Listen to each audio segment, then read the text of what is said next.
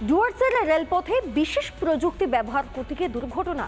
পরীক্ষা চলাকালীন বন দপ্তরের পোষা হাতির আক্রমণে মৃত্যু বেসরকারি সংস্থার কর্মীর। বাহু থাকা সত্ত্বেও কেন এই দুর্ঘটনা? তবে কি হাতি বা বাহুদের পর্যাপ্ত প্রশিক্ষণ ছিল না?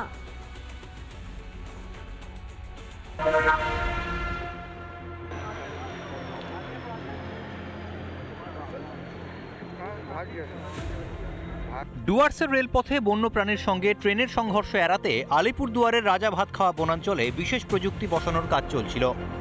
উপস্থিত ছিলেন নর্থ ফ্রন্টিয়ার রেলওয়ের জেনারেল ম্যানেজার চেতন কুমার শ্রীবাস্তব। তখনই মর্মান্তিক ঘটনার সাক্ষী থাকলেন রেলের আধিকারিকরা। কুনকি হাতির হানায় মৃত্যু হলো রেলের ডিভাইস সিস্টেমে কর্মরত এক কর্মী। নতুন প্রযুক্তির ব্যবহারে একটি বিশেষ ট্রেন চালানো হয়। তখন ট্রেনের উল্টো প্রান্ত থেকে আসছিল একটি কুনকি হাতি। আচমকাই মেজাজ বিগড়ে যায় বন দপ্তরের পোষা হাতিটির। ওখানে ডেমনস্ট্রেশন চলাকালীন একটা ট্রেনও থাকে ওই ডেমনস্ট্রেশনের মধ্যে। একটা পোষা হাতি কুনকি যাকে বলে কুনকি আনা হয়েছিল। তো এই ভদ্রলোকের নাম হচ্ছে colonel Sandeep Chowdhury, retired.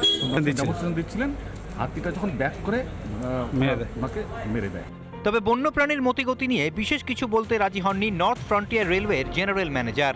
Wild elephant है, जानवर है, उसके बारे में मैंने कमेंट करना ठीक नहीं है। हाथी के काफ़ी पास चले गए थे। वाइल्ड एलिफेंट है, उसका रिएक्शन और शायद उनका पैर गड्ढे में चला गया था। গোটা ঘটনার সময় সামনেই উপস্থিত ছিলেন বক্সা ব্যাঘ্র প্রকল্পের ডিএফডিও।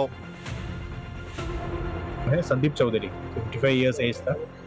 तो वो हाथी के पीछे पास में खड़ा था, वो गिर गया नीचे। तो हाथी तो एक्सीडेंटली उसका पैर उसके ऊपर रख दिया। বন দপ্তরের পোষা হাতি হওয়া সত্ত্বেও কেন এই দুর্ঘটনা? তবে কি ওই কুনকি হাতি বা মাহুতের পর্যাপ্ত প্রশিক্ষণ ছিল না? রিপাবলিক বাংলা। নানা ধরনের কন্টেন্ট দেখার জন্য লাইক করুন, শেয়ার করুন আমাদের ফেসবুক পেজ, সাবস্ক্রাইব করুন আমাদের ইউটিউব চ্যানেল। পাশাপাশি অন্যান্য ব্রেকিং নিউজের জন্য অবশ্যই চোখ রাখুন রিপাবলিক বাংলায়।